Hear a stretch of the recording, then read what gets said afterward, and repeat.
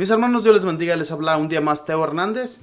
Hoy día para compartirles la historia de San Fidel de Sigmaringa, mártir del año 1622.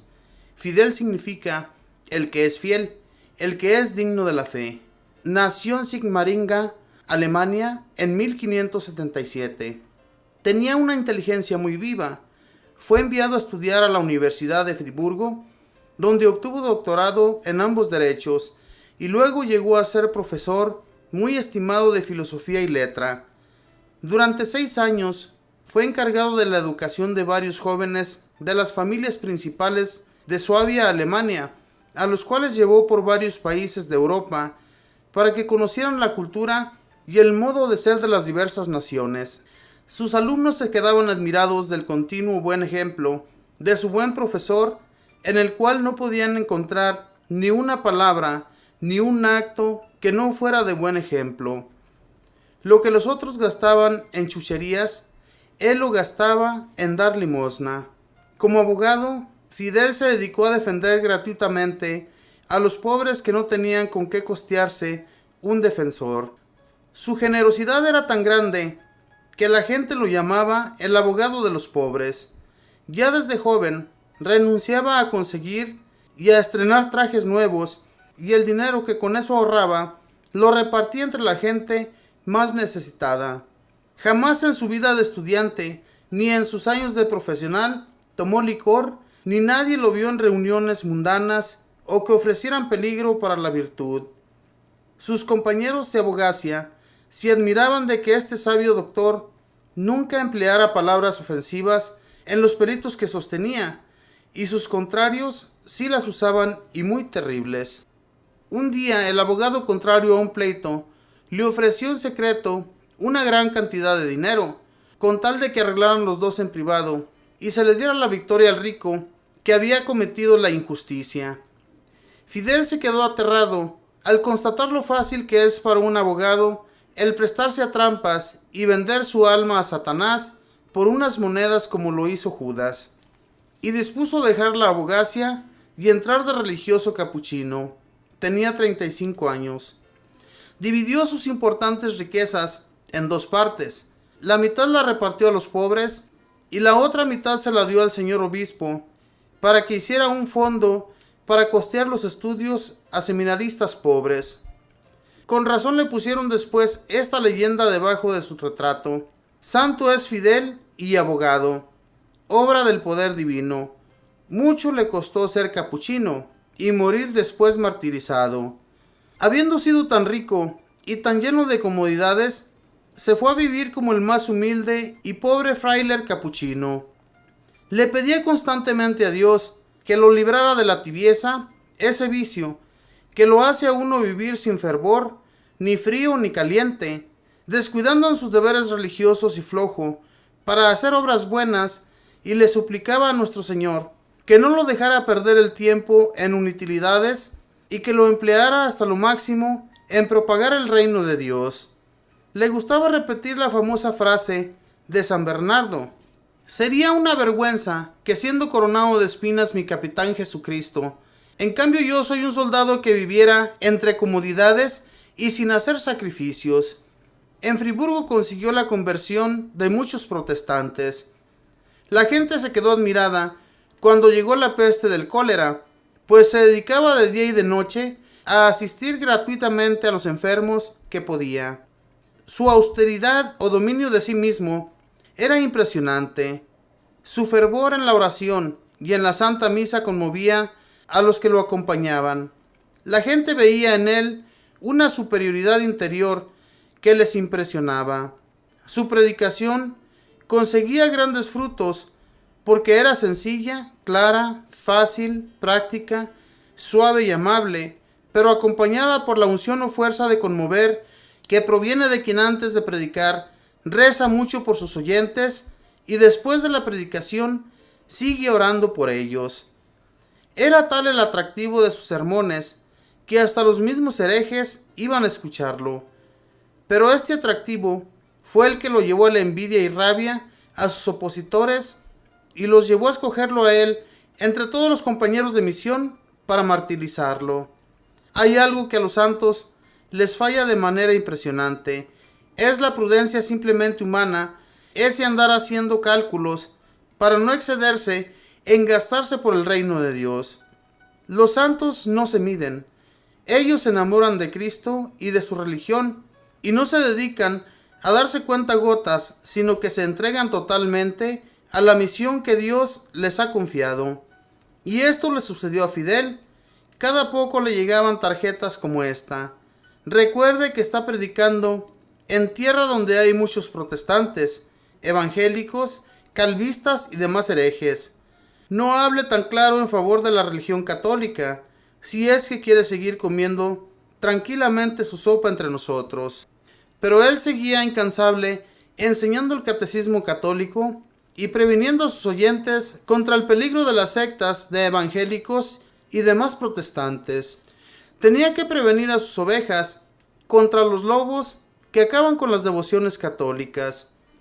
Al saber en Roma los grandes éxitos del padre Fidel, que con su predicación convertía a tantos protestantes, lo nombraron jefe de un grupo de misioneros que tenía que ir a predicar a Suiza, nido terrible de protestantes calvistas.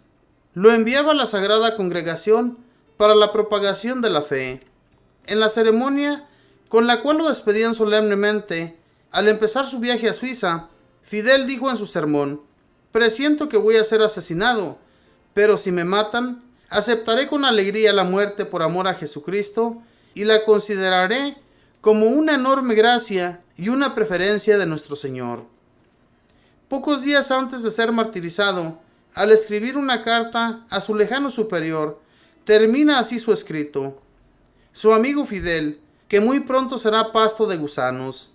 Al llegar a Suiza, empezó a escuchar rumores de que se planeaba asesinarlo porque los protestantes tenían gran temor de que muchos de sus adeptos se separaran al catolicismo al oírlo predicar. Al escuchar estas noticias, se preparó para la muerte pasando varias noches en oración ante el Santísimo Sacramento y dedicado varias horas del día a orar, arrodillado ante el crucifijo. La santidad de su vida lo tenía ya bien preparado para ser martirizado. El 24 de abril se levantó muy temprano, se confesó y después de rezar varios salmos, se fue al templo de Sewis, donde un numeroso grupo de protestantes se había reunido con el pretexto de que querían escucharlo, pero con el fin de acabar con él. Al subir al sitio del predicador, encontró allí un papel que decía: «Este será su último sermón. Hoy predicará por última vez». Se armó de valor y empezó entusiasta su predicación. El tema de su sermón fue esta frase de San Pablo: «Una sola fe, un solo Señor, un solo bautismo». Efesios 4:5. Y explicó brillantemente cómo la verdadera fe es la que enseñan los católicos, y el único Señor es Jesucristo, y que no hay varios bautismos, como enseñan los protestantes, que mandan bautizar a las gentes. Aquellos herejes temblaban de furia en su interior, y uno de los oyentes le disparó un tiro, pero equivocó la puntería. Fidel bajó del sitio desde donde predicaba, y sintiendo que le llegaba el fin, se arrodilló por unos momentos ante una imagen de la Santísima Virgen. Quedó como en éxtasis por unos minutos y luego salió por una pequeña puerta por la sacristía detrás del templo. Los herejes lo siguieron a través del pueblo, gritándole: «Renuncia a lo que dijo hoy en el sermón o lo matamos». Él respondió valientemente: «He venido para predicar la verdadera fe y no para aceptar falsas creencias. Jamás renunciaré a la fe de mis antepasados católicos». Aquel grupo de herejes, dirigidos por un pastor protestante, le gritaba: «O acepta nuestras ideas o lo matamos». Él les contestó: «Ustedes verán lo que hacen.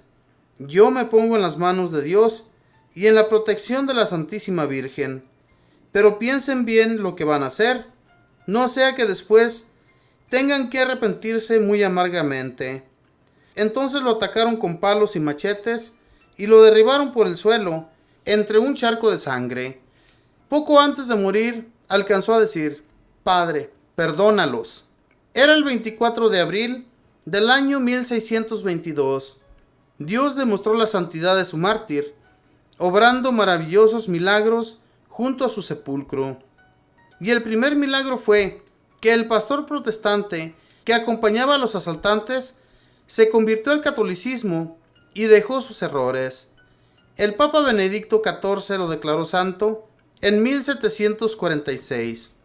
San Fidel mártir, te encomendamos nuestros países tan plagados de protestantes, evangélicos, testigos de Jehová, mormones, etc., que le van quitando la devoción a nuestra gente y la van llevando a la indiferencia y a la herejía.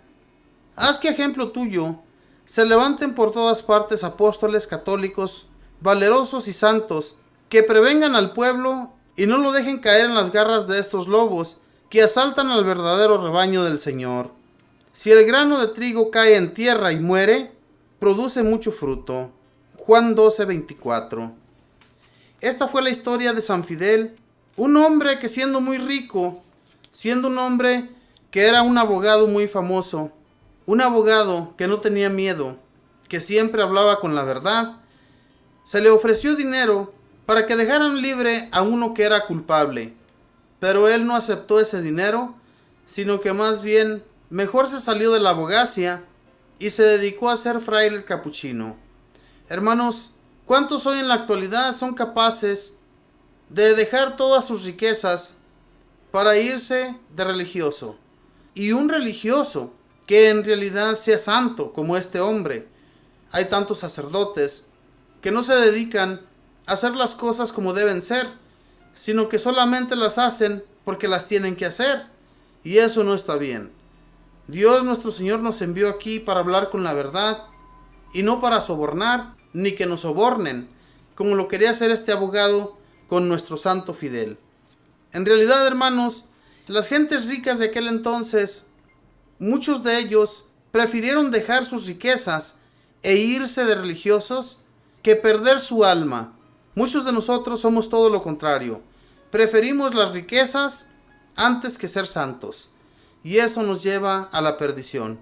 Tenemos que seguir a Dios, mis hermanos, de todo corazón, seguirle con mucha fe, y que Dios nuestro Señor siempre nos acompañe, como acompañó a San Fidel. San Fidel defendió mucho la religión católica, y lo mandaban a misionar a lugares donde había muchos protestantes, ciudades muy infestadas de protestantes. Y él sabía, él sentía, y por eso les dejó dicho en su último sermón cuando estaba en Alemania, que él sentía que iba a morir. Y es que así iba a ser, mis hermanos. Cuando está uno en contra de otra persona, ¿qué es lo que se espera? En realidad, eso es lo que se espera, la muerte. Si no estás con esa persona, obviamente que te van a perseguir hasta darte muerte. Sigamos confiando en Dios y no importa, mis hermanos, que digan o que hablen lo que quieran o que nos hagan lo que ellos quieran.